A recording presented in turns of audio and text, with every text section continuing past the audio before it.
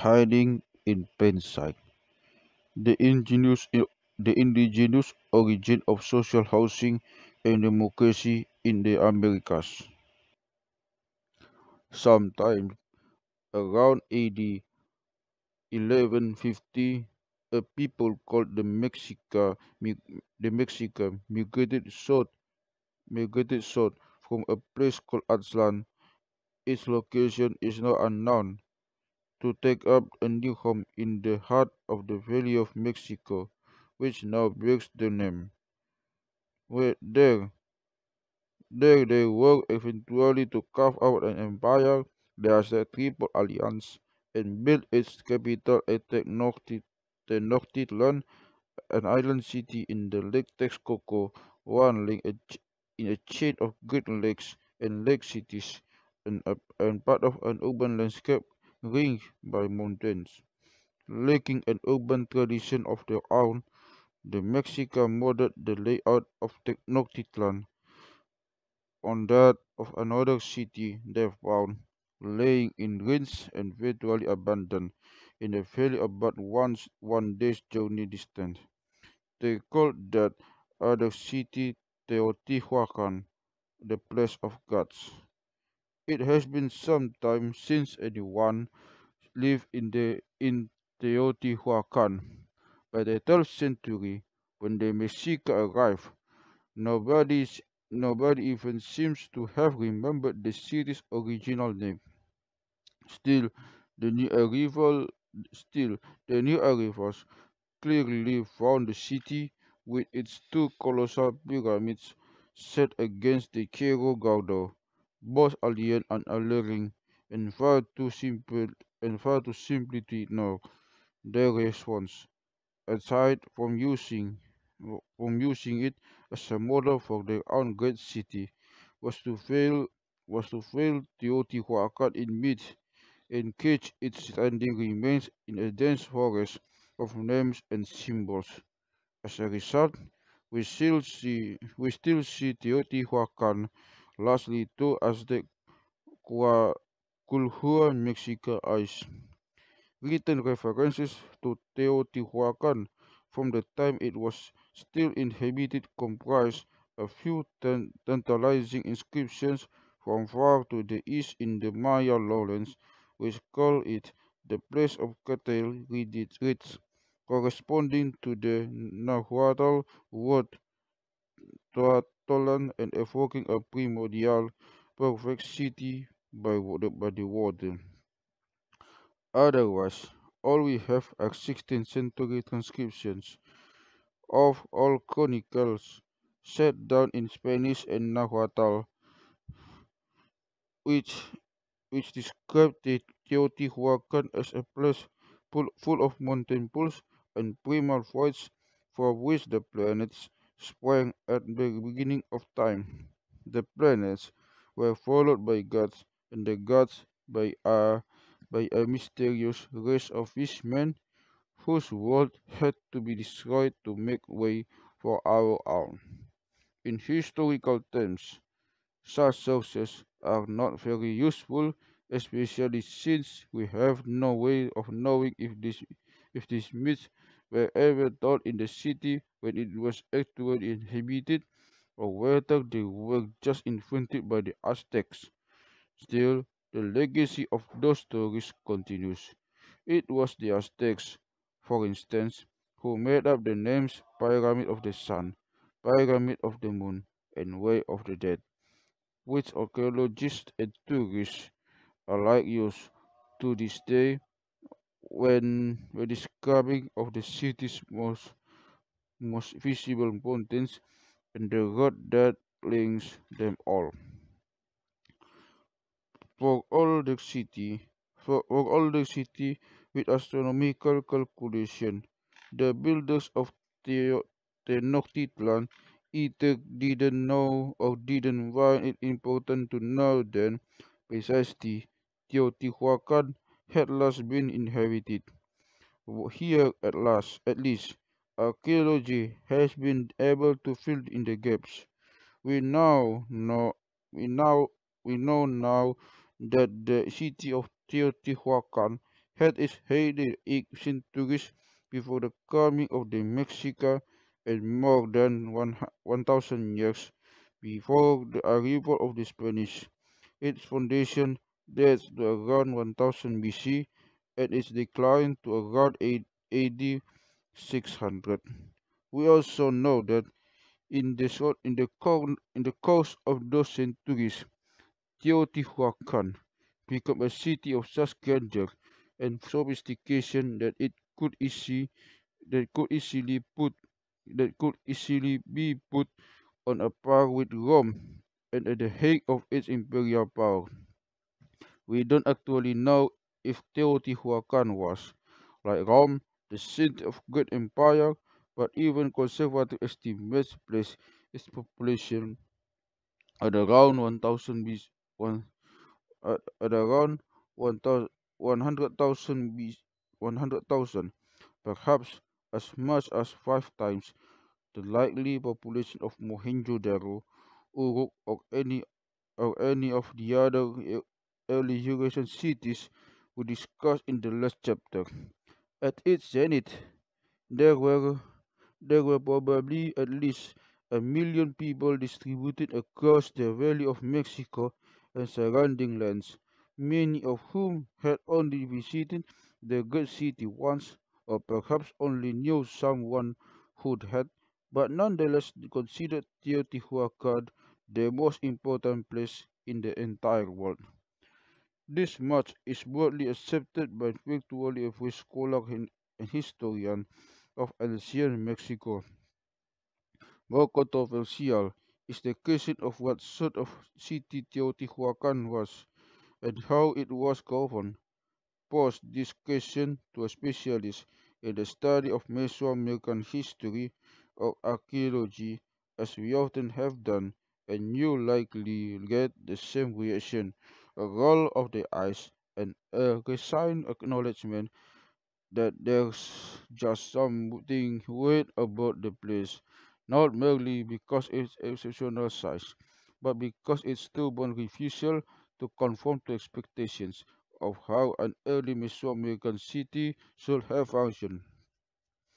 At this point, the reader can probably guess what's coming. All the evidence suggests that Teotihuacan had, at its height of its power, found a way to govern itself without overlords, as did, as did the much earlier cities of prehistoric Ukraine, Uruk period Mesopotamia, and Bronze Age Pakistan. Yet it did so with a very different technological foundation and on an even larger scale. But first, some background. As we've seen, when kings appear in the historical record, they tend to leave unmistakable traces. We can expect to find palaces, rich burials, and monuments celebrating the conquest. All this is true in Mesoamerica as well. In the wider region, the paradigm is set by a series of dynastic polities located far from the Valley of Mexico in the Yucatan Peninsula and adjacent highlands. Today's historian Today's historians know these polities as the classic Maya, circa AD 1000, 150 until 600. The term classic is also applied to the ancient written language and to the chronological period in question. Cities like Tikal, Calakmul, or Palenque were dominated by royal temples, ball courts, setting for competitive, sometimes lethal games, images of war and humiliated captives, often publicly killed after ball games, complex calendrical rituals celebrating royal ancestors, and records of the deed and of the deeds and biographies of living kings. In the modern imagination, this has come, this has become the standard package of Mesoamerican kingship, associated with ancient cities throughout the region of Monte Alban in Oaxaca, circa 500 until 800 to Tula in the central Mexico, circa AD 850 until 1511 until 1150 in Grabe reaching as far north as Cahokia, near what's now East St. Louis, circa 800 until 1200. In Teotihuacan, all this seems to have been strikingly absent. Unlike in the Mayan cities, there are few written inscriptions in general.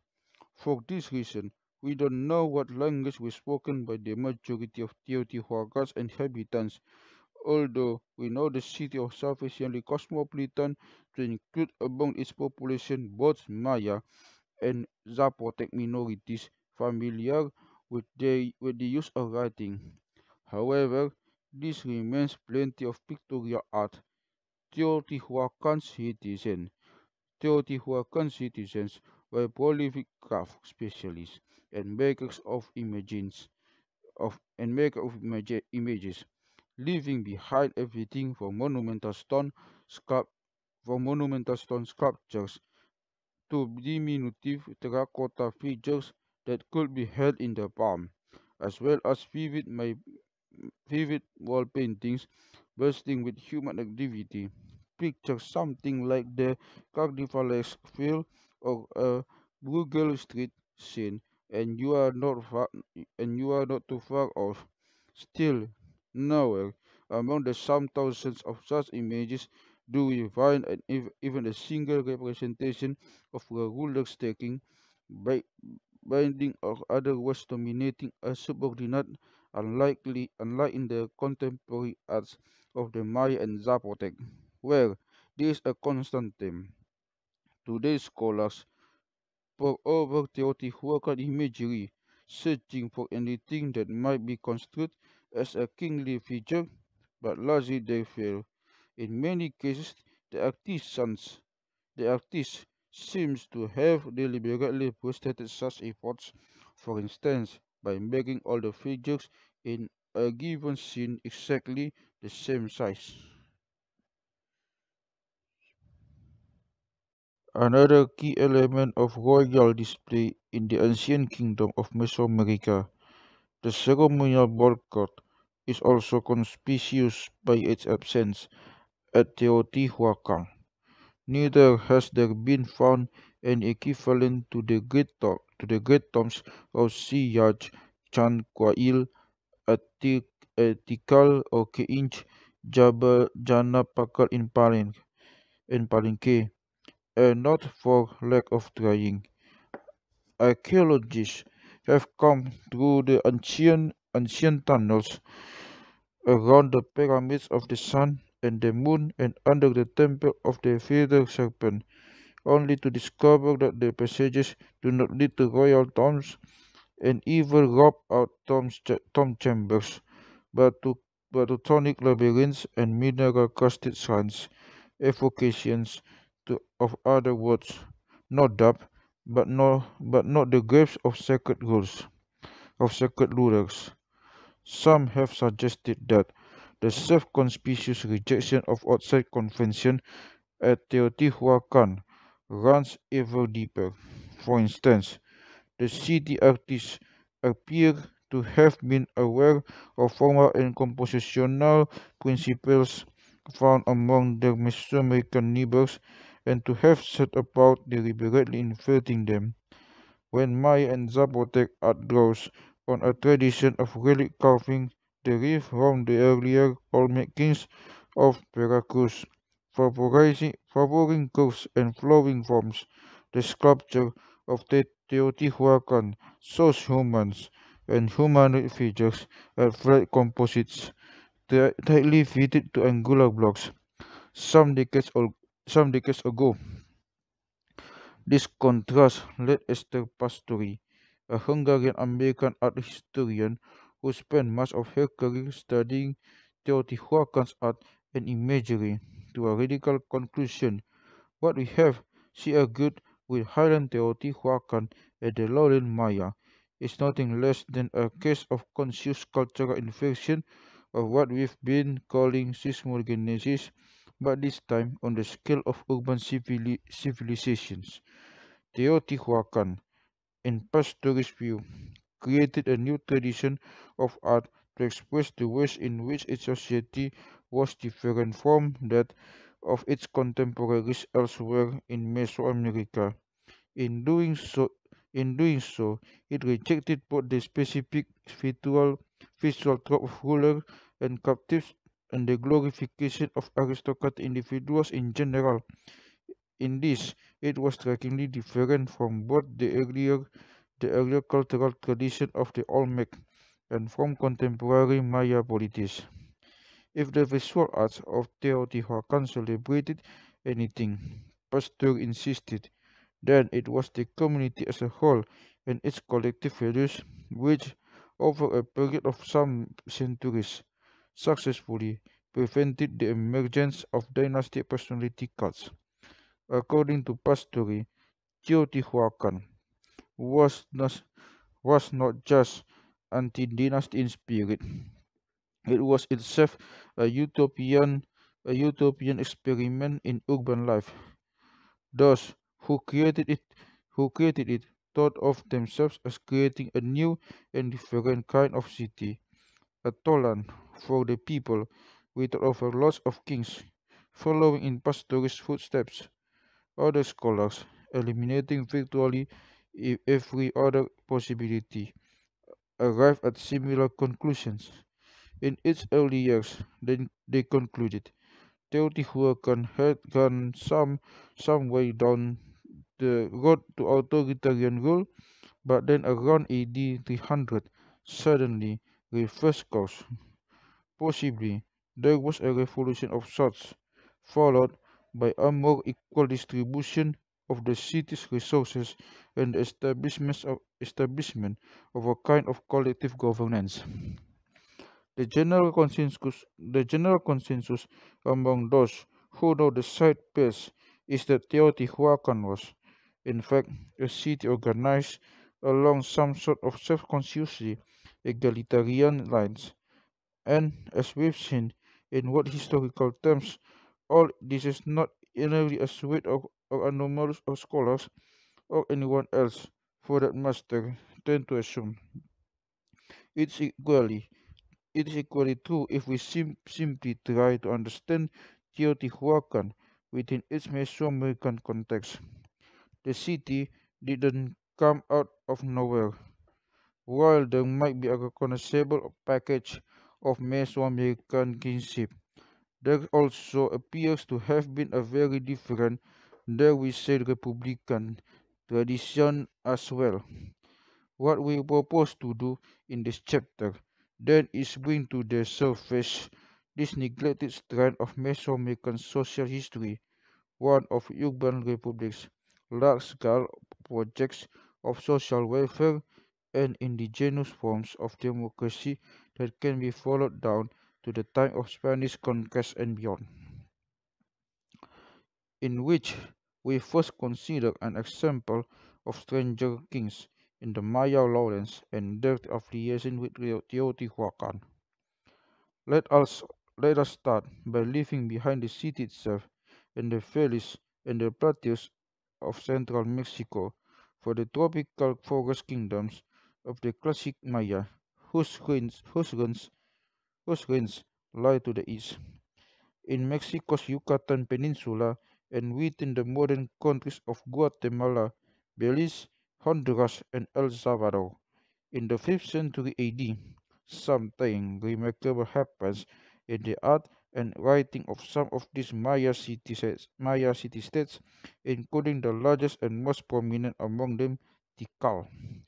Finally, carved scenes on Maya monuments of this period saw figures seated on thrones and wearing what can be instantly recognized as foreign Teotihuacan style dress and weaponry. The spear throws, the spear throwers called atlas, feathered shields, and so on, clearly distinct from the garb and finally of local rulers. Archaeologists archaeologists working in western Honduras near the border with Guatemala have even unearthed what, judging by the grave goods appear to the actual burials of these strange kings at the base level of a temple at the site of Copan, which went through seven further phases of construction. Here, cliff inscriptions describe at least some of these individuals as actually coming from the land of cattle grids. Two things, at least, are very hard to explain here. First, why are there images of what appear to be Teotihuacano lords and thrones in Tikal, when there are no similar images of lords sitting on thrones or Teotihuacan itself? Second, how could Teotihuacan ever have mounted a successful military expedition against a kingdom over 600 miles away? Most experts assume the latter was simply impossible on logistical grounds, and they are possibly correct to do so, although we should keep an open mind. After all, who could have predicted on logistical grounds that a motley crew of Spaniards would bring down a Mesoamerican empire of many millions? The first question certainly requires more careful consideration. Were the individual depicted as seated kings really from central Mexico at all? It's possible we are just dealing here with local lords who had a taste for exotica. We know from art and inscriptions that Maya Grandis sometimes enjoyed dressing up in the Teotihuacan warrior gear, sometimes beheld visions of Teotihuacan spirits after ritual bloodletting, and generally liked to style themselves Lord and Ladies of the West. The city was certainly far enough away for the Maya to see it as a place of exotic fantasies, some kind of distant Shangri-La. But there are reasons to suspect it was more than just that. For one thing, people did regularly move back and forth obsidian from Teotihuacan, although the Maya gods and Teotihuacan's deities were green saltpeters, and from the Maya lowland. Mercenaries and traders went both ways. Pilgrimages and diplomatic visits followed. Immigrants from Teotihuacan built temples in Maya cities, and there was even a Maya neighborhood replete with murals at Teotihuacan itself. How do we resolve the puzzle of the Maya depiction of Teotihuacan kings? Well, well, first of all, if history teaches us anything uh, about long distance trade routes, it's that they are likely to be full of unscrupulous characters of resorts, bandits, runaways, grifters, smugglers, religious visionaries, spies, or figures who may be any combination of these at a given time. This was no less true in Mesoamerican than anywhere else. The Aztecs, for instance, employed orders of heavily armed warrior mercenaries called Pocteca, who also gathered intelligence on the cities where they traded. History is also full of stories of adventurous travelers who either find themselves taken into some alien society and miraculously transformed there into kings or embodiment of sacred power. Stranger kings like Captain James Cook, who, on casting anchor in Hawaii in 1729, was accorded the status of an ancient Polynesian fertility god called Lono, or others who, like Hernan Cortes, did their best to convince local people that they should be welcomed as such. Worldwide, a remarkably large percentage of dynasty histories written precisely this way, with a man It's almost always a man who mysteriously appears from somewhere far away. It's easy to see how an adventurous traveler from a famous city might have taken advantage of such notions. Could something like this have happened in the Maya lowlands in the 5th century AD? From inscription for inscriptions article, we do know the names of some of these particular stranger kings and their close associates, or at least the names they adopted as Maya nobles. One, called Sihaj Kak, or Born of Fire, seems never himself to have ruled but helped install a series of Teotihuacano princes on Maya thrones, including the throne of Tikal. We also know that their, these princes married local women of high rank, and that their offspring became Maya rulers, who also celebrated the ancestral connection to Teotihuacan, the Tolan of West. From examination of burials at Copan, we also know that before their elevation to royal status, at least some of these adventurous individuals led extremely colorful lives, fighting and traveling and fighting again, and that they may not originally have come either from Copan or from Teotihuacan, but somewhere else entirely. Taking all lines of evidence into account, it seems likely that these progenitors of Maya dynasties, dynasties were originally members of groups that specialized in long distance travel, traders, soldiers, or fortune, missionaries, or perhaps even spies, who perhaps quite suddenly found themselves elevated to royalty. There is a remarkable analogy for this process closer to our times, many centuries later, when the focus of Maya culture and most of its largest cities had shifted to Yucatan in the north.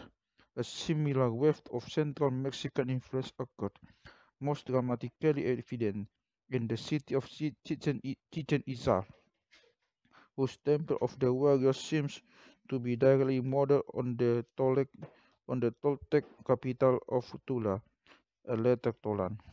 Again, we don't really know what happened, but later chronicles, written secretly under Spanish rule, describe the Itza in almost exactly these terms, as a band of uprooted warriors, stuttering foreigners from the west, who managed to seize control of a series of cities in Yucatan and ended up in a prolonged rivalry with another dynasty of Toltec exiles, or at least exiles who insisted they were originally Toltec, called the Sioux. These chronicles are full of accounts of exiles wanderings in the wilderness, temporary periods of glory, accusations of oppression, and somber prophecies of future tribulation. Once again, we seem to be dealing with with a feeling among the Maya that kings really should come from somewhere far away, and with the willingness of at least a few unscrupulous foreigners to take advantage of this idea. All this only guesswork. Still, it's clear the images and records from places like the Tikal tell us more about Maya concepts of royal power than they do about Teotihuacan itself. Were not a set of compelling evidence for the institution of kingship had yet been found. The Mexican princes of the Maya lowlands, bedecked in regalia and seated on thrones, when engaging in exactly the sort of grandiose political gestures that had no place in their putative homeland. If not a monarchy, then what was Teotihuacan? There is, we suggest, no one answer to this question, and over a period of 5 centuries, there is no particular reason why there ought to be. Let's look at let's look at the central portion of the standard architectural plate of Teotihuacan and piece together from the most exhaustive survey of an urban landscape even undertaken by archaeologists, having gone to the lengths of recording a built environment, a, a built environment on that scale. All eight squares, all 8 square miles of it, archaeologists naturally want to see it, want to see it all at once in a single gasp. Modern archaeology often presents to us something like the chronological lifespan of Mohenjo-daro and other first cities, with centuries or even millennia of urban history folded into a single map. It's visually stunning. It's visually stunning but actually quite flat and artificial. In the case of Teotihuacan, it gives an effect at once harmonious and misleading. At the center, anchoring to the whole mirage, stand the great monuments, the two pyramids and the Ciudadela, or citadel, containing the temple of the defeated serpent, extending for miles around are smaller but still impressively appointed residence that houses the city's population. Some 2,000 multifamily apartments finely, finely built from stone masonry and organized on a tidy octagonal grid aligned to the ceremonial center of the city. It is an almost it is an almost perfectly functional image of city prosperity and hierarchy. We are, it would seem, it would seem, in the presence of something like Marx Utopia in Campanella City of the Sun. But there's a problem. This, these residences and pyramids do not strictly belong together, or at least not all of them. Their construction occupies different phases of time. Now it is simple quiet. Now is the temple quiet what it seems. In fact, in historical terms, it is all something of a grand illusion. To understand what's going on here, we have to make some attempt, however tentative, to reconstruct a basic chronological sequence for the city's development. How the people of Teotihuacan turned their backs on monument dwelling and human sacrifice and instead embarked on a remarkable project of social housing. Teotihuacan. Teotihuacan's growth to urban dimensions began around in the year zero. At the time, when populations were on the move across the basin of Mexico and Valley of Puebla, feeling feeling the effects of seismic activity on the southern frontiers, which included a Pillinian eruption of the volcano Popocatépetl from AD 50 to 150. The flow of people into Teotihuacan seaborne life from surrounding areas, villages, and towns were abandoned, and also whole cities like Quilco, with its early traditions of pyramid building. Under several feet of ash lie the ruins of other abandoned settlements at the Pueblan site of Tetimpa, just 8 miles from Popocatépetl. Archaeologists have unearthed houses that foreshadow, on a smaller scale, the shape architecture of Teotihuacan. Here, here, the latter chronicles do provide some useful, or at least thought-provoking accounts. Folk memories of a mass exodus survive right up to the time of the Conquista. One tradition, preserved the preserved in the work of the Franciscan friar Bernardino de Sahagún, tells how Teotihuacan was founded by a coalition of elders, priests, and wise men from other settlements. As the city grew, it incorporated these smaller traditions, mixed gods, and village ancestors rubbing shoulders with urban deities of fire and rain. What we can refer to as Teotihuacan's old city was organized on a parish system with local shrines serving particular neighborhoods. The layout of these three street temples, these buildings around a central plaza, also follows the plan of earlier structures of the Timpa, which housed the cults of village ancestors in these early days from AD 100 to 200. The residential cultus of Teotihuacan may well have looked like an enormous shanty town, but we don't really know, just as we have no clear idea how the Virgin city divided access to arable land and other resources among its citizens. Maize was widely farmed to be eaten by humans and domestic animals. People kept and ate turkeys, dogs, rabbits, and hares. They also they also grew beans and enjoyed access to white deer and peccaries, as well as wild fruits and vegetables. Seafood arrived from the distant coast, presumably smoked or salted, but how far the various sectors of the urban economy were integrated at this time, and how exactly resources were pulled in from a wider hinterland is altogether unclear.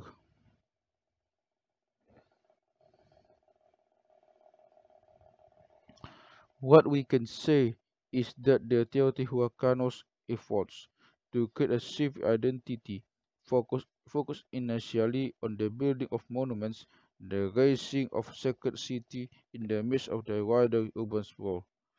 In the this meant this meant the creation of entirely new landscape in the center of Teotihuacan, requiring the work of some thousands of laborers. Pyramid mountains and artificial rivers went up, providing a stage for the performance of calendrical rituals. In a colossal feat of civil engineering, the theatre of Rio San Juan and Rio San Lorenzo were defeated, tying them to the city's orthogonal grid and transforming their massive banks into solid foundations. All this recalled with the benefit of weak working animals of metal tools. This in turn this in turn led the basis of a grand architectural program which saw the erection of the pyramids of the sun and the moon and the temple of the fated serpent. The temple faced a sunken plaza that captured the floodwaters of the San Juan to form a seasonal lake, its waters lapping at painted carving of long serpents and cells on the temple facade, making them glisten as rains began to fall in the late spring. All the effort of monumental construction required sacrifices, not just of labor and resources but of human life. Each major phase of building is associated with its archaeological evidence of ritual killing, adding together human remains from two pyramids and the temple. The victims can be counted in their hundreds. Their bodies were placed in pits or trenches arranged symmetrically to define the ground plan of every edifice that would rise over them. At the corners of the Sun Pyramid, ovaries of infants were found under the Moon Pyramid, foreign captives, some decapitated or otherwise mutilated, and in the foundations of the temple of the future serpent lay the corpses of male warriors, arms tied back at point of death, buried with the tools and trophies of their former trade. Among the bodies were found obsidian knives and spearheads, trinkets of shell and greenstone, and collars made of human teeth and jawbones, some, as it turns out, cunningly fake in shell. You would think that at this point Around AD 200, the fate of Teotihuacan was sealed, its destiny to join the ranks of classic Mesoamerican civilizations, with their strong traditions of warrior aristocracy and city-states governed by hereditary nobles. What might what might be, what we might then expect to see next in the archaeological record is a concentration of power around the city forgotten monuments, the rise of luxurious palaces inhabited by rulers who were the devoid of wealth and privilege with attached characters for elite kinsmen, and the development of monumental art to glorify the military conquests, the lucrative tribute it generated, and their services to the gods. But the evidence tells a very different story because the citizens of Teotihuacan chose a different path. In fact, the entire trajectory of Teotihuacan's political development seems to have gone off on a remarkable tangent. Instead of building palaces and elite quarters, the citizens embarked on a remarkable project of urban renewal, supplying high-quality apartments of nearly all the city's population, regardless of wealth or status. Without written sources, we can really say why. Archaeologists are not yet able to distinguish the precise request of events with any confidence. But nobody doubts that something did happen, and what we will try to do now is sketch out what it was. The big turnaround in Teotihuacan's fortunes seems to have begun around AD 300, at the time, or shortly after, the temple of the Great Serpent was desecrated and its stores of offerings looted. Not only was it set, Not only was it set on fire, many of the gargoyle-like heads of the feathered serpents of its only facet was smashed or ground to a stump. A larger step platform was then constructed its west, which was made with what was left of the temple invisible from its main avenue. If you visit the heavenly constructed ruins of Teotihuacan today and wish to see what remains of its goggle-eyed gods and plum snake heads, you will have to stand on top this platform, which archaeologists call the Adosada. At this point, all new pyramid construction stopped permanently, and there is no further evidence on ritually sanctioned killing at the established pyramids of the Sun and Moon, which remain in use as civic monuments until around AD 550, albeit for, o- albeit for other, less lethal purposes about which we know little.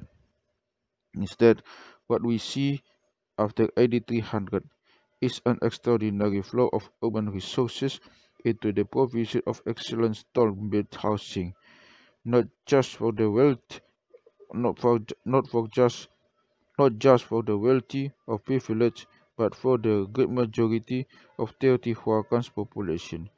These impressive apartments, laid out in regular plots from one end of the city to the other, were probably not an innovation of this period. Their construction on a city grid may have begun a century or so earlier, as did the raising of older and more ramshackle ramscale dwellings to make way for them. Archaeologists at the first considered the masonry apartments to be palaces, and it is possible that it is exactly how they began around AD 200, when the city seemed set on the course of political centralization. But after AD 300, when the temple of the defeated serpent was desecrated, the construction continued apace until most of the city's 100 or so residents were effectively living in palatial or at least very comfortable condition. So what what were these apartments like, and what kind of homes did people make in them? The evidence suggests we should we should picture small groups of local families living comfortable lives in single story buildings is equipped with integral drainage facilities and finely plastered floors and walls. Each family seems to have had its own set of rooms within the large apartment block, complete with private porticos where light entered the otherwise windowless homes. We can deduce that the various apartment compound will have housed in total around 100 people will, who would have encountered each other routinely in the center courtyard, which also seems to have been the focus of domestic rituals, perhaps rarely observed. Most of these communal spaces were fitted with altars in the standard style of civil construction, known as talud tebero, and the walls were often brightly painted with murals. Some courtyards had pyramid-shaped shrines, suggesting this architectural form had taken on new and less exclusive role within the city.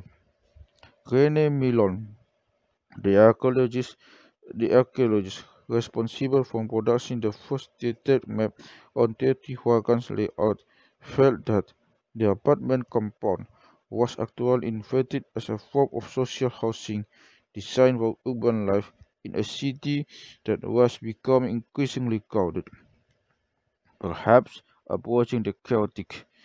Each block was initially laid out to the similar scale and dimensions on plots of roughly 3,600 square meters, although some deviated from this ideal scheme. Strict uniformity was avoided in the arrangement of rooms and courtyards, so in the last resort, each compound was unique. Each the more modest apartments show signs of a comfortable lifestyle with access to imported goods and a staple diet of corn tortillas, eggs, turkey, rabbit meat, and the milk drink known as pork and alcoholic beverages fermented from the speaky agave plant. In other words, few were few were deprived. More than that, many citizens enjoyed a standard of living that is rarely achieved across such a wide sector of urban society in any period of urban history, including our own. Teotihuacan had indeed changed its course away from monarchy and aristocracy to become instead a tolerant of the people. But how but how was this remarkable transformation achieved? Apart from spoilers of the temple of the fated serpent, there are few signs of violence. Land and resources appear to have been allocated to family groups who became neighbors in this multi-ethnic city. Each co-residential group of between 60 and 100 people would have enjoyed two kinds of communal life. One, one was based on kinship with family, this extending far beyond this apartment block and often beyond the city. Ties which could have troublesome implications as we'll shortly see. The other was based most likely on co-residence in apartments and neighborhoods, often reinforced by shared craft specializations such as garment making or obsidian working. Both forms of urban community existing alongside of one another retain a human scale, a word away from our modern conception of the housing estate, in which nuclear families are secluded with the thousands of in multi-story monoliths. So we are back to the question within which we studied what held this new Teotihuacan together, if not a heredity, elite or some other type of governing classes. Without writing evidence, it may never be possible to reconstruct the details, but now, but by now, we can probably rule out any sort of top-down system in which elite cadres of royal administrators or priests drew up pens and sent out orders.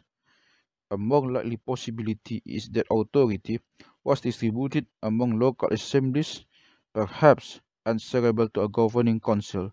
If any trace of these community associations survives, it is in the district shrines known as three temple complexes. At least 20 such complexes were dispersed throughout the city, serving a total of 2,000 apartments, one for every one for every 100 apartment blocks. This might imply the delegation of government to neighborhood councils, with constituencies similar in size to those of Mesopotamian city-wards, or the assembly of houses of Ukrainian megasites we discussed in Chapter 8, or for that matter, the barrios of later Mesoamerican towns. It may seem hard to imagine a city this size running successfully in this way for centuries without strong leaders or an extensive bureaucracy, but as we'll see, first-hand accounts of later cities from the time of the Spanish conquest lend credence to the idea. Another, more ebullient phase of Teotihuacan's civic identity is revealed in its mural. Despite efforts to see them as somber religious iconography, these playful pictorial scenes, painted on the interior walls of apartment compounds from around AD 350, often seem veritably psychedelic. Streaming effigies emerge from clustered plant, human, and animal bodies, framed by figures with elaborate customs, sometimes grasping hallucinogenic seeds and mushrooms, and among the crowd scenes, we find flower eaters with rainbows bursting from their heads. Such scenes often depict human figures all at roughly the same size, with no individual raised up over another. Of course, these murals represent Teotihuacanos as they like to imagine themselves. Social realities as always more complex. Archaeological excavations in the part of the city known as Teopan Casco, lying south of the city center, just just how complex those realities could actually get. Traces of domestic life in Teopan Casco dating to around AD 350 reveal the affluent life of its inhabitants, whose shell ornamented whose shell ornamented cotton dress suggests they originally came from the Gulf Coast and continued to trade with the region. From there, they also brought with them certain customs, including unusually violent rituals which are not so far documented elsewhere in the city. These seem to have involved the capture and decapitation of foreign enemies, whose heads were kept and buried in offering vessels found within their private homes. Now, now here we have something going on that would obviously be very difficult to square with the idea of communal living on a large scale. And this is precisely our point. Below the surface of civil society at Teotihuacan, days, there must have been all sorts of social tensions simmering away among groups of radically different ethnic and linguistic backgrounds who were constantly moving in and out, consolidating relationships with foreign trading partners, cultivating alter egos in remote places, and sometimes bringing those forms of identity back with them. we might allow ourselves to imagine what would happen should a Teotihuacano freebooter who managed to make himself king of Tikal ever have returned home. By around AD 550, the social fabric of the city had begun to come apart at the seams. There is no compelling evidence of foreign invasion. Things seems to have disintegrated from within, almost as suddenly as it had once coalesced some 5 centuries previously. The city's population dispersed again, leaving the Tolan behind them. The rise and decline of Teotihuacan set in motion a roughly recyclinal pattern of demographic concentration and dispersal in central Mexico, which repeated itself a number of times between AD 300 and 1200, and down to the disintegration of Tula and the fall of Toltec state. Over this longer span of time, what was the legacy of Teotihuacan and its grand urban experiment? Should we view the whole episode as a passing deviation, a blip, a blip, albeit an extremely large blip, on the road that led from Olmec hierarchy to Toltec aristocracy and eventually Aztec imperialism? Or might the egalitarian aspects of Teotihuacan have a distinct legacy of their own? Few have really considered the latter possibility, but there are good reasons to ask, especially since early Spanish accounts of the Mexican highlands provide some extraordinary suggestive material, including descriptions of indigenous cities which, to a European's eyes, could only be understood as republics or even democracies. On the case of Tlaxcala, an indigenous republic that resisted the Aztec Empire, then came to join forces with Spanish invaders, and how its fateful decision emerged from democratic deliberations in an urban parliament, as opposed to the dazzling effects of European technology on Indian minds. With this in mind, let's now consider a very different case of cultural contact, which takes us for forward in time to the beginnings of European expansion in the Americas. It concerns an indigenous city-state by the name of Tlaxcala, adjacent to what now the Mexican state of Puebla, which played a pivotal role in the Spanish conquest of the Aztec Empire of Triple Alliance. Here is how Carlos Seaman in his acclaimed 1491 New Revelations of the Americas before Columbus describes what happened in 1519 when Hernan Cortes passed through.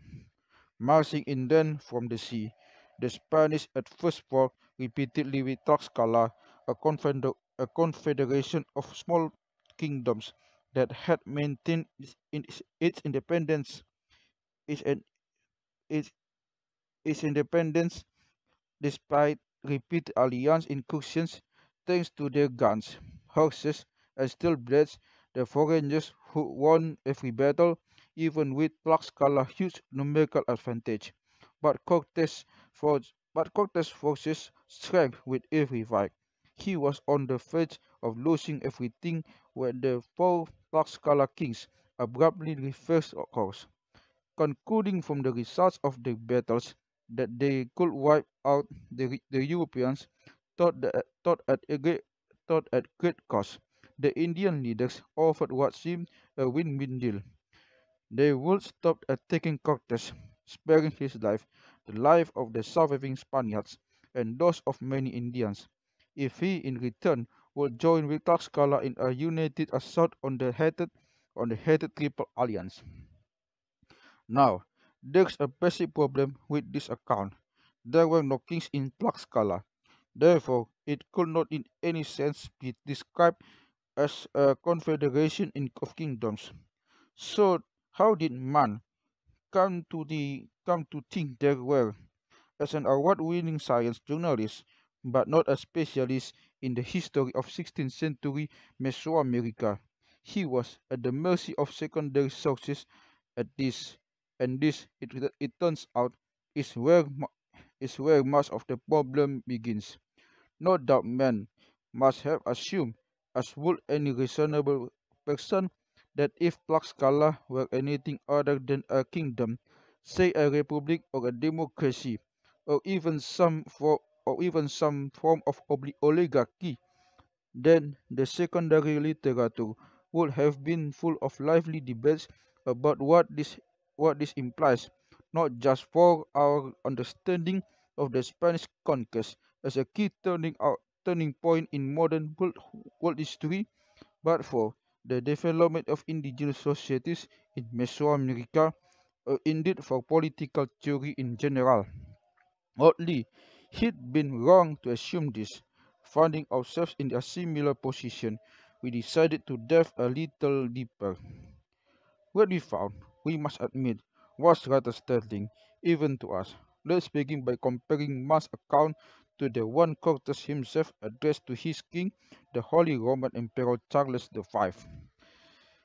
In his first letters, in his five letters of revelation, written between 1519 and 1526, Hernan Cortes recounts his entry to the mountain ring valley of Puebla on the southern tip of the Mexican Altiplano. The valley at that time sheltered numerous native cities, of which the largest include pyramid-studded Colula and also the city of Tlaxcala. It was indeed in Tlaxcala that Cortes found local elites who fought alongside him, advancing first on Colula and then going on to defeat the armies of Moctezuma the Younger and lay waste to the Aztec capital of Tenochtitlan in the neighboring Valley of Mexico. Cortes estimated the population of Tlaxcala and its rural dependencies at 150,000. There is there is a market in this city, he reported back to Charles V, in which more than 30,000 people are occupied to buying and selling, and the province contains many wide-spreading fertile valleys, all tilled and sown, no part of it being left wild, and measure some 90 leagues in circumference. Also, the order of government so far observed among the people resembles very much the republics of Venice, Genoa, and Pisa, for there is no supreme overlord. Cortes was a minor aristocrat from a part of Spanish or Spain where even municipal councils were still something of a novelty. One might argue he had little real knowledge of republics and therefore would hardly be the most reliable judge of such matters. Perhaps so, but by 1519, by 1519 he had considerable experience in identifying Mesoamerican kings, in either recruiting or neutralizing them, since this is largely what he had been doing since his arrival on the mainland. In Tlaxcala, he couldn't find a way any. Instead, after an initial clash with Tlax, Tlaxcalteca warriors, he found himself engaged with representatives of a popular urban council, whose every decision had to be collectively ratified. Here is where things become decidedly strange in terms of how the history of these events has come down to us. It is worth emphasizing again that we are dealing here with what is, by most estimations, one of the pivotal episodes of modern world history, the events leading directly up to the Spanish conquest of the Aztec Empire, and a blueprint for subsequent European conquests throughout the Americas. We assume that nobody, even the most ardent believer in the forces of technological progress, or guns, games, and still would go so far as to claim that fewer than 1,000 Spaniards could ever have conquered Tenochtitlan, a highly organized city covering over 5 square miles, containing con- containing roughly a quarter of a million people, without the help of these indigenous allies, who includes some 20,000 warriors from Tlaxcala. In which case, to understand what was really going on, it becomes crucial to understand why the Tlaxcalteca decided to join forces and with Cortes, and how, with a population of tens of thousands and no supreme overlord to govern them, they arrived at a decision to do so. On the first matter, our sources are clear. The Tlaxcaltela were out to settle odd scores. From their perspective, an alliance with Cortes might bring to a favorable end their struggles against the Aztec Triple Alliance and the so-called flowery wars between the valleys of Puebla and Mexico. As usual, most of our sources reflect the perspective of Aztec elites who like to portray Tlaxcala's long-standing resistance to the imperial yoke as something between a game and imperial largesse. They allowed to Tlaxcalteca to remain independent. The Aztecs later insisted to the Spanish conquerors because, after all, the empire's soldiers needed somewhere to train, their priests needed a stockyard of human victims for sacrifice to the gods, and so forth. But this was braggadocio.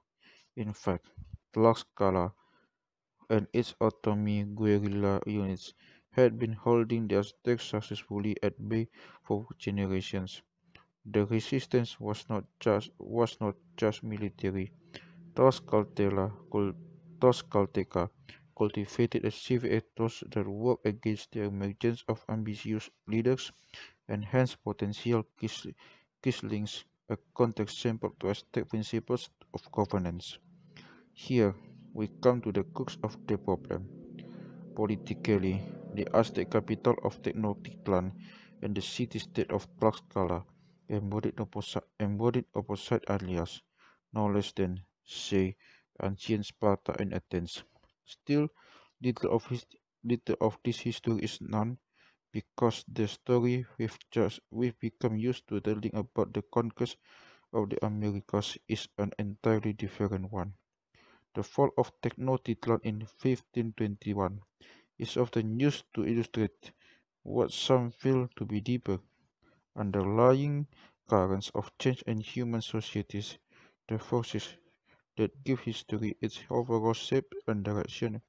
Starting with Alfred Crosby and Jared Diamond, writers in this vein have repeatedly pointed out that conquistadors had something akin to manifest destiny on their side, not the divinely not the divinely ordained sort of destiny they envisage of them for themselves, but rather the unstoppable force of an invisible army of Neolithic old world, old world microbes, marching alongside the Spaniards, carrying waves of smallpox to decimate an indigenous populations, and a Bronze Age legacy of metal weapons, guns, and horses to shock and awe the helpless natives. We like to tell ourselves that Europeans introduced the Americas not just to this agents of destruction but also to modern industrial democracy ingredients for which were now on which were nowhere to be found there, not even in embryo. All this supposedly kept as a single cultural package, advanced metallurgy, anima-powered vehicles, alphabetic writing systems, and a certain penchant for free thinking that is seen as necessary for technological progress. Natives, in contrast, are assumed to have existed in some sort of alternative quasi-mystical universe. They could not by definition, by arguing about political constitutions or engaging in process of sober deliberation over decisions that change the course of world history. And if European observers report them doing so, they must either be mistaken or were simply projecting onto Indians their own ideas about democratic governance, even when those ideas were hardly practiced in Europe itself. As we've seen, as we've also seen, this way of reading history would have been quite alien to Enlightenment philosophers who were more inclined to think that ideas of freedom and equality out much of today peoples of the New World and were by no means certain if those ideas were at all compatible with industrial advance. We are dealing again with powerful modern myths.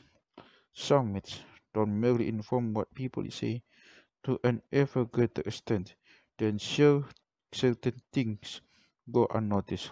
Some of the key early sources on Tlaxcala have never been appeared in translation, and new data emerging in recent years has not really been noticed outside specialist circles. Let's see if we can set the record straight. How exactly did the Tlaxcalteca arrive at a decision to ally with Cortes on the field of battle, thereby ensuring the Spaniards' victory over the Aztec Empire? It is clear the matter was fraught and deeply divisive, as it was in other Puebloan cities as well. In Colula, for example, the same dilemma occasioned a rupture between the leaders of six Calpoli urban wards, three of whom three of whom took the others hostage, whereupon the latter absconded to Tlaxcala. In, Tlax, in Tlaxcala itself, though the argument took a very different form to what happened in Colula. Some of the evidence is to be found in the Bernal Díaz Formos Historia Verdadera de la Conquista de la Nueva España, which contains lengthy passages on the Spaniards' interactions with warriors and emissaries from Tlaxcala. Another much-used source is the illustrated codex known as Historia de Tlaxcala, 1585, by the mestizo historian Diego Muñoz Camargo, and there are also important writings by the Franciscan Friar Toribio of Benavente. But the most detailed source is our minds to key one is a book that is hardly ever cited. In fact, it is hardly ever read, at least by historians. Two specialists in Renaissance humanism sometimes comment in its literary style. We are referring we are referring to Unfinished Crónica de la Nueva España, composed between 1585 80 in 1588 in 1558 and 1563 by Francisco Cervantes de Salazar, one of the first rectors of the University of Mexico. Cervantes de Salazar was born around 1515 in the Spanish city of Toledo and studied at prestigious University of Salamanca, where his scholarly reputation was second to none. After a time in Flanders, he became Latin secretary to the Archbishop of Seville. This gained him entry to the court of Charles V. When he heard Hernan Cortes relating his experiences of the New World, this young and gifted scholar soon became a devotee of the conquistador, and waiting a few years of Cortes' death in 1547, Cervantes de Salazar set sail for Mexico. On arrival, he taught Latin on premises owned by Cortes' son and heir, but soon became a central figure in the newly established university. While also taking holy orders, he would attempt to juggle ecclesiastical and scholarly duties for the remainder of his life with mixed success.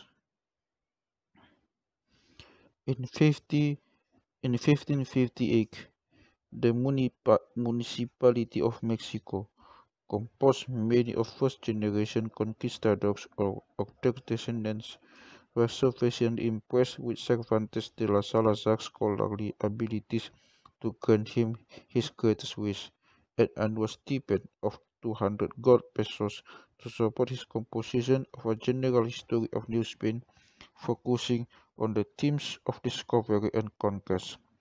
This, quite, this was quite the endorsement, and 2 years later, Cervantes de Salazar already some way to his manuscript, already some way into his manuscript, wrote a further guide, which was specifically intended to support a period of field work. He must have visited Tlaxcala and its environs during that time in order to obtain valuable historical evidence directly from local Caciques who lived through the Conquista and from their immediate descendants.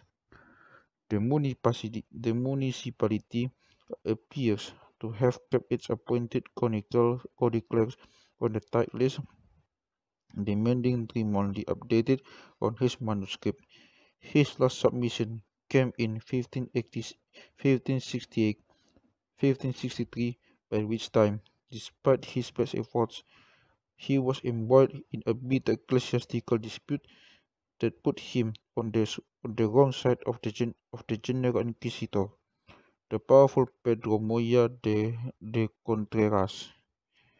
In those acrimonious years, Cervantes de Salazar saw Martin Cortes and many of his other close associates variously in prison, tortured, or exiled as rebels against the Spanish crown. Cervantes de Salazar made sufficient compromise to escape such a fate, but his reputation suffered, and to this day he is often regarded as a minor academic source by comparison, say, with Bernardino de Sahagún. Ultimately, both scholars' work would meet a similar fate.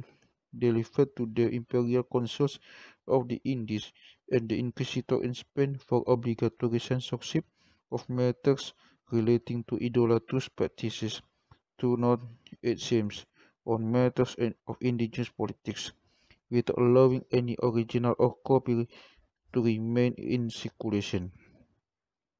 This result was that, for a period of centuries, Cervantes de Salazar's Crónica was effectively hiding in plain sight. It is largely to the remarkable efforts of Celia Maria Magdalena Nuttall, by 1857 until 1933, pioneering archaeologist, anthropologist, and founder of all codices, that we are not that we are not just the rediscovery of Cervantes de Salazar unfinished Crónica de la Nueva España, which she identified in the Biblioteca Nacional in Madrid in 1911, but also most of the suffering details of his life and the circumstances of its composition, which he extracted from the archives of the town council in the city of Mexico, finding to her astonishment that less careful historians who went dis- before her, before her had discovered nothing worthy of note yet. It was only in 1914 that the Chronicle saw publication. To this day, there is still no critical tradition or commentary to guide readers to its 16th century prose, or point them towards its significance as a record of political affairs in an indigenous Mesoamerican city.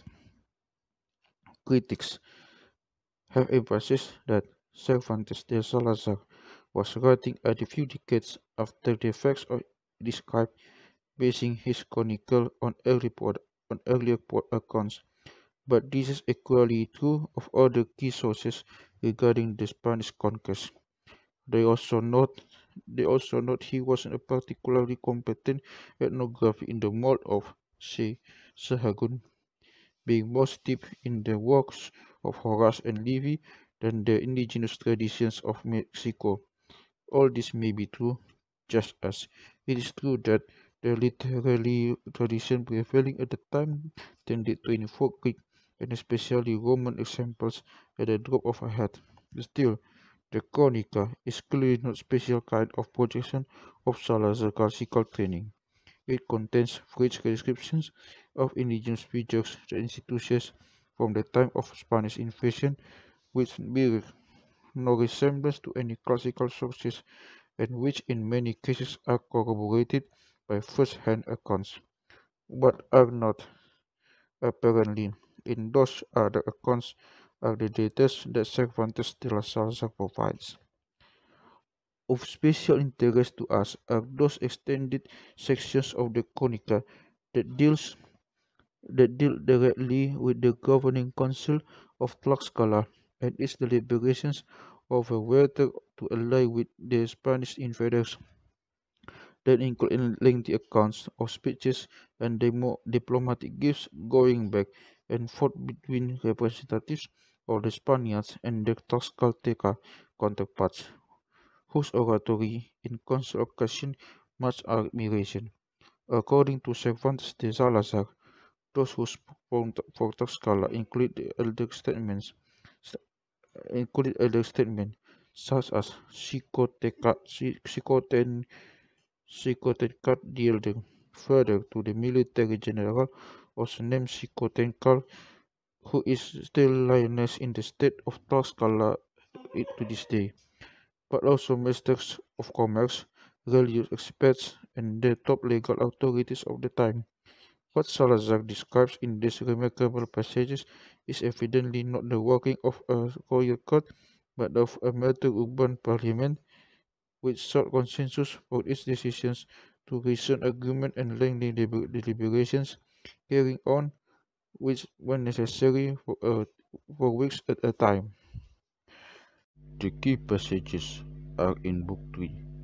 Cortes is to encamp outside the city with his Nifon-Totonac allies.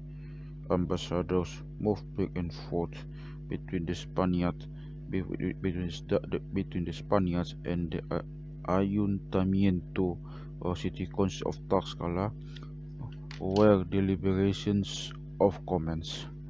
After many welcomes and much kissing of hands, a lord named Maxix Katsins, well known for his great prudence and affable conversation, gets the ball rolling with an eloquent appeal for the Tlaxcalteca to follow his lead, indeed to follow what their gods and ancestors ordained, and agree with Cortes to rise up against their common Aztec oppressors.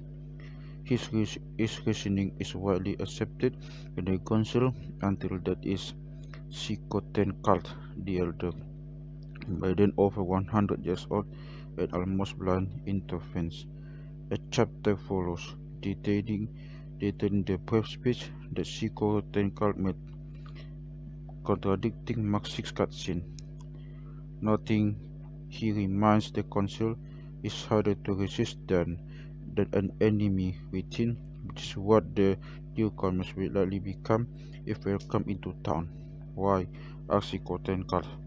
Does Maxis Katsin deem their people gods, who seem more like ravenous monsters thrown up by the intemperate sea to blight us, gorging themselves on gold, silver, stones and pearls, sleeping in their own clothes, and generally acting in the manner of those who would one day make cruel masters. There are barely enough chickens, rabbits or cornfields in the entire land to feed their bottomless appetites or those of their ravenous deer, the Spanish horses. Why would we, who live without servitude and never acknowledged by a king, spill our blood, only to make ourselves into themselves? Member of the council, we learn, we swear the Xicotencatl words. A murmur began among them. Speaking with each other, the voices were rising, each one declaring what he felt. The council was divided. and without consensus. What followed, what followed who would be similar, would be familiar to anyone who has participated in the process of consensus decision making.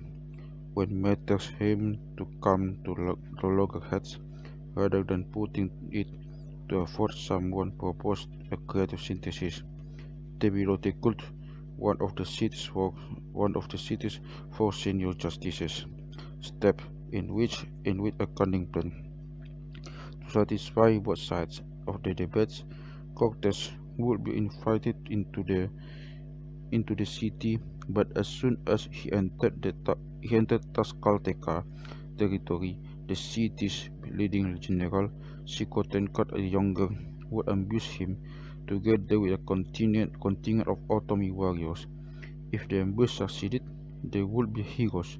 If it failed, they would blame it on the uncouth and impulsive Otomi, make their excuses, and ally themselves with the invaders. We need not rehearse here the events leading to an alliance between Tlaxcala and Cortes. We have said enough to give the reader a flavor of our resources concerning the democracy of Tlaxcala and the facility of its politicians in reasoning and recent debate. Such accounts have not fared well in the hands of modern historians. Few would go so far as to suggest that what of the Salazar described never really happened, or was simply his own imagination of a scene from some ancient Greek agora or Roman senate placed into the mouths of Indians. Yet yet on those rare occasions where the Chronica is considered by scholars today, it's mostly as a contribution to the literary genre of early Catholic humanism rather than as a source of historical information about indigenous forms of government. In much the same way that commentators on the writings of La Hontan never really concern themselves with what Candiarong might actually have accused, but dwell on the possibility that some passages might be inspired by Greek satirists like Lucian. There is a subtle snobbery at play here. It's not so much that anyone denies outright that the accounts of deliberative politics reflects historical reality. It's just that no one seems to find this fact particularly interesting. What seems interesting to historians is invariably the relation of these accounts to European textual traditions or European expectations. Much the same occurs with the treatment of later texts from Tlaxcala extent the written records on the proceedings as its municipal council in the decades following the Spanish conquest, the Tlaxcalan Actas, which affirm at length both the oratorical skills of indigenous politicians and their facility with principles of consensus decision making and recent debate. You might think all this would be of interest of historians to historians. Instead, what really seems to strike them as worthy of debate is the degree to which democratic marks displayed in the text might be some sort of near miraculous adaptation by astute Indians to the political expectations of their European masters, effectively some kind of elaborate play acting. Why such historians imagine that a collection of 16th century Spanish friars, petty aristocrats and soldiers were likely to know anything about democratic procedure, much less be impressed by it. Be impressed by it is unclear, because educated opinion in Europe was almost uniformly anti-democrat at the time. If anyone was learning something new from the encounter, it was solely the Spaniards. The current intellectual climate to suggest the Tlaxcalteca were anything but clinics of victims is considered just a teeny bit dangerous. One is opening oneself out to charge or naive romanticism. In fact, these days, more or less any attempt to suggest that Europeans learn anything at all of morals or social value from Native American people is likely to be met with mad derision and accusations of indulging in non-philosophic tropes or occasionally a most hysterical condemnation. But the strong case can be made that the deliberations recorded in Spanish sources are exactly what they seem to be, a glimpse into the mechanics of collective indigenous government. And if these deliberations bear any superficial resemblance to the best recorded in Thucydides or Xenophon, this is because, well, there are really only so many ways to conduct a political debate. At least one Spanish source provides explicit confirmation in this regard. Here we turn to Freya Toribio of Benevente, called by locals Motolinia, the afflicted one, for his rare appearance of sobriquet he seems to have happily adopted. It is to Motolinia and his Tlaxcalteca informants, who included Antonio Xicotencal, most likely a grandson of Xicotencal the elder, that we owe the Historia de los Indios de la Nueva España.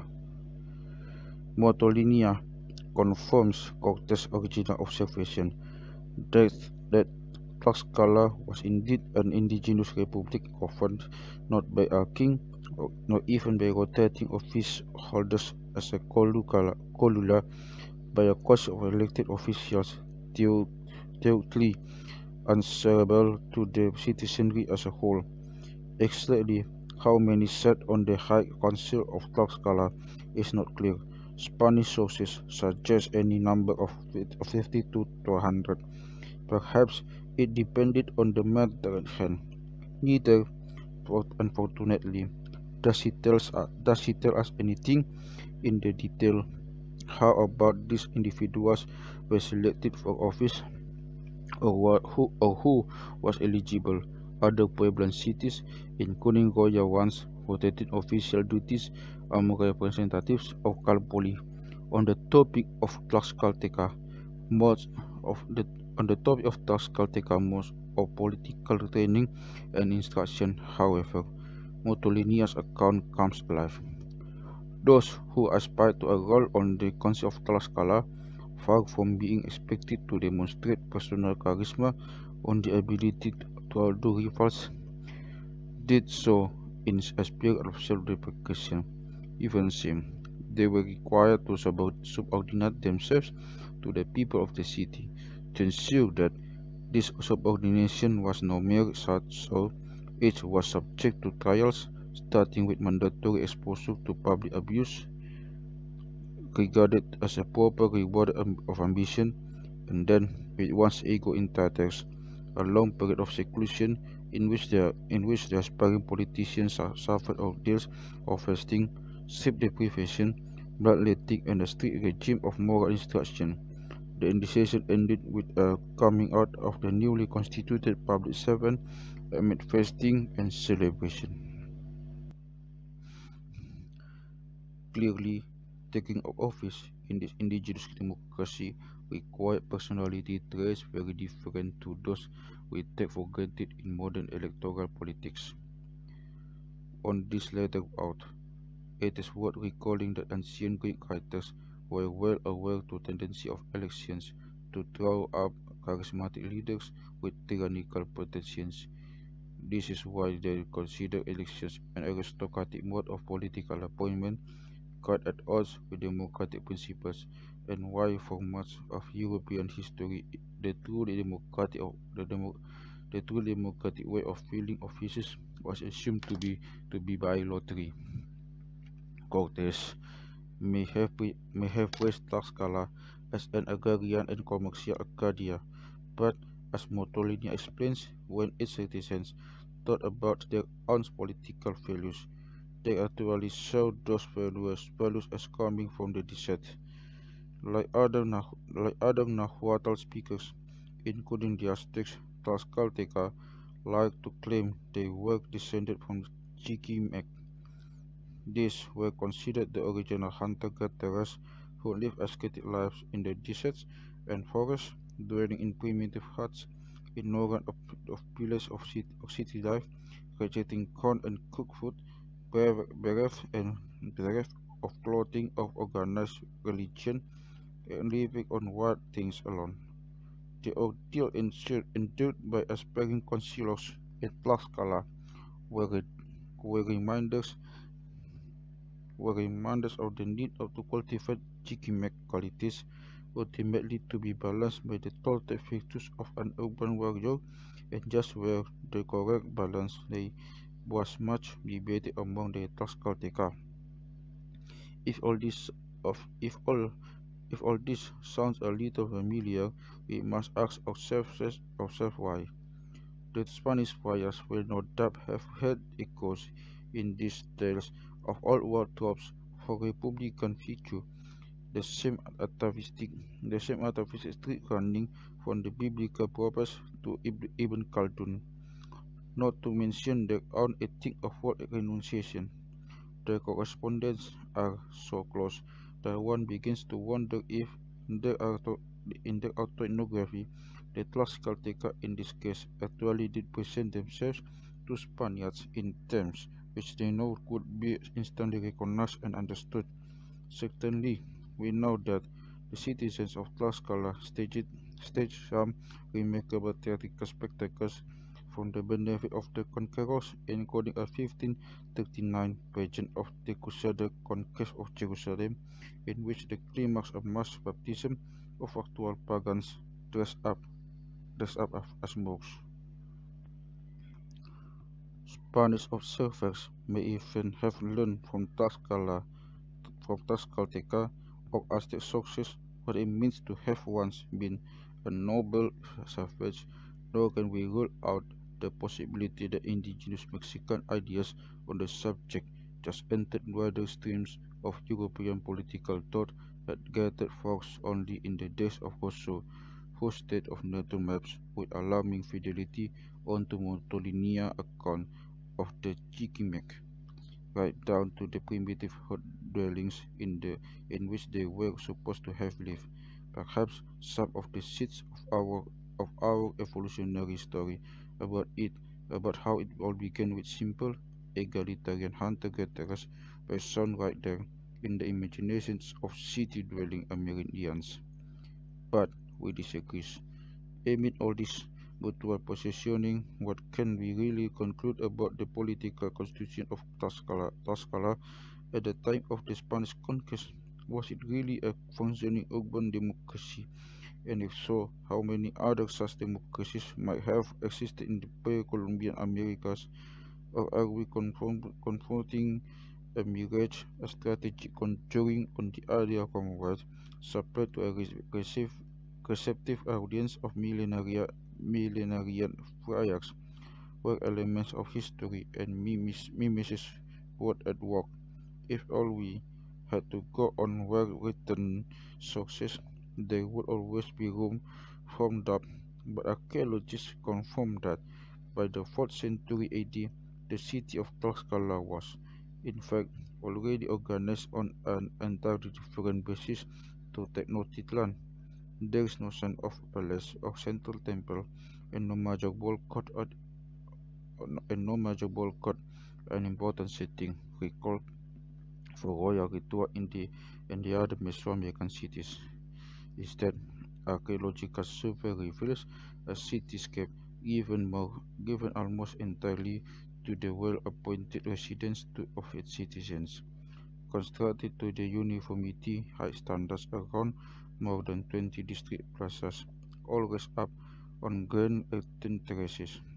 The largest municipal assemblies were housed in the civic complex called Tizatlan, but this was located outside the city itself, with spaces for public gatherings entered via broad gateways. Modern archaeological investigations thus confirm the existence of an indigenous republic at Tlaxcala long before Cortes set foot on Mexican soil, while later written sources leave us with a little doubt as to its democratic credentials. This contrasts with other non-Mesoamerican cities of the time are quite striking, though it should also be said that 15th century Athens was something was something of an outlier, surrounded by petty kingdoms and oligarchies. Nor should this contrast be overthrown, but we have learned in this chapter is that the political traditions of Tlaxcala are not an anomaly, but lie in one broad stream of urban development which can be traced back in outline to the experiments in social welfare undertaken 1000 years earlier of Teotihuacan, despite Aztec claims to a special relationship with the abandoned city. Tlaxcala was at least as much as part of its legacy as the Aztec capital of Tenochtitlan, and in most really significant ways more so. After all, it was the Aztec rulers of Tenochtitlan who finally broke with their tradition, creating a predatory empire that was in some ways closer to the dominant European politic models of the time, or what has since come to be known as the state. In the next chapter, we intend to turn back and consider this term. What precisely is a state? Does it really mark an entirely new phase of human history? Is the term is the term even useful anymore?